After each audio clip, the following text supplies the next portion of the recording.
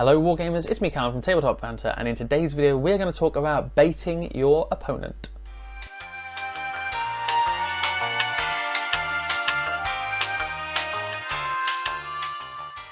So, baiting your opponent. What I'm going to do first is basically define what I mean by baiting, talk a little bit about how to do it and in which circumstances it works best, and then sort of talk about the moral implications of it.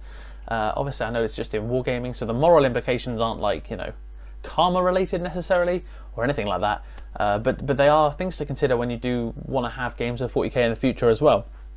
So first of all, baiting your opponent. So what that is it's basically playing on your opponent's emotions in order for them to make a mistake, and you put them in that position so they can make a mistake. For example, sticking a unit a little bit away from their like super cool combat unit that they can just charge in, and then, you know, they hit this unit really hard, but at the end of the day you've just baited them into a trap or things of that nature.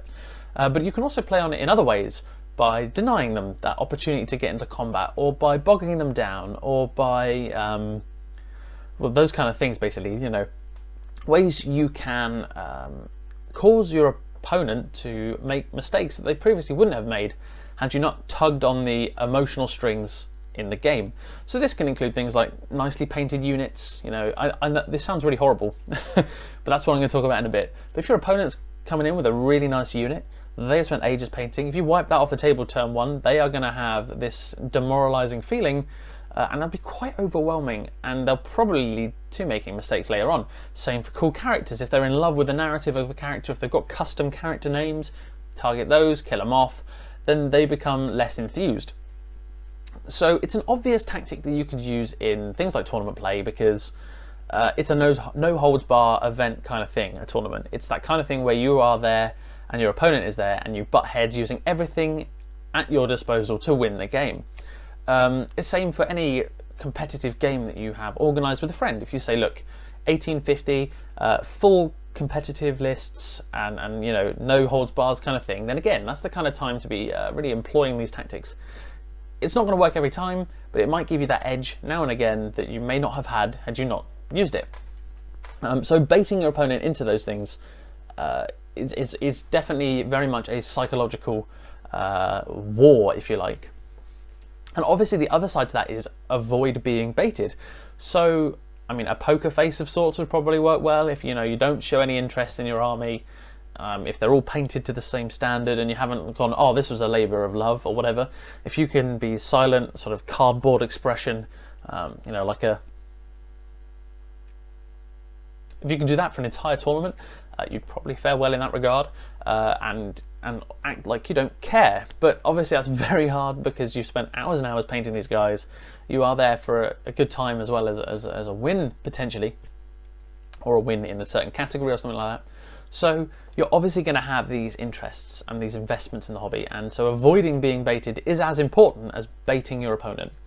To do that, like I said, you target things like their special units, any kind of character, any kind of well-painted unit, sort of the things that they find dearest. Which again, like I said, sounds horrible, which ties in nicely to this last little thing I want to talk about, and that is, when do you use the baiting? When do you play with your opponent's emotions in a game? Obviously that is very much down to you to make the decision, and all I'm going to put forward are my thoughts on the process. So I personally think that should be reserved for tournament play only. It's even kind of dodgy in a competitive scenario with your friends. I mean, even in a tournament, I would feel terrible doing those things. But if I was there to win, which I don't think I will really be in the next sort of ever, but if I was there to win, I would be looking at using everything at my disposal that I can use within the rules, so obviously no cheating, but everything at my disposal to win a game. And if that happens to be at my disposal, then I'd use it. But if I'm going down the club for a friendly game, you know, 2,000 points, brand new scenario that came out and the latest supplement or whatever, and you know, you're just going to throw some dice and have a good time, that is not the time, in my opinion, to be using mind games, because it would just piss people off. It would piss me off, I suppose, and I would find it hard to hide that, especially if it was a project I was very passionate about in my army, that I just painted up, first came out. Now I know obviously bad dice rolls can take away a lot of those painted units that you've just finished, But if I just drop down this cool, nicely painted unit, I was like, oh, I'm really looking forward to see what they do. And then my friend just goes, oh, you are? And then just moves the whole army and kills them. I'll be like, bit of a dick move. And I'm sure a lot of people can probably relate to that in some sense. So I really think these kind of the baiting and the mind games should be reserved for those ultra competitive games where it makes the difference between winning and losing, and winning and losing really matters. Obviously it's a game anyway, so does it really matter? It's hard to say, but in those scenarios in tournaments, people are expecting to come up against players who are going to want to win. So they are going to expect their players to utilize every tool at their disposal. Mind games, in my opinion, included.